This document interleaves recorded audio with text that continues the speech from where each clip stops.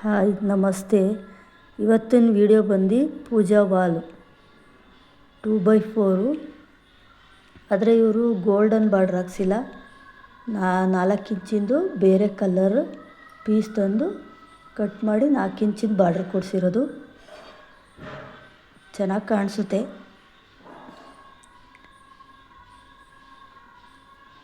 ಈ ಥರನೂ ಹಾಕ್ಸ್ಕೋಬೋದು, golden border ಹಾಕ್ಸ್ಕೋಬೇಕು ಅಂತ ಏನಿಲ್ಲ. ಪ್ಲೀಸ್ ಸಬ್ಸ್ಕ್ರೈಬ್ ಮಾಡ್ಕೊಳ್ಳಿ, ಲೈಕ್ ಮಾಡಿ. ಮತ್ತೆ ನಮಗೆ ವಿಡಿಯೋ ಹಾಕೋಕ್ಕೆ ಖುಷಿಯಾಗುತ್ತೆ. ಪ್ಲೀಸ್ ಸಬ್ಸ್ಕ್ರೈಬ್, ಸಪೋರ್ಟ್ ಮಾಡಿ ಪ್ಲೀಸ್.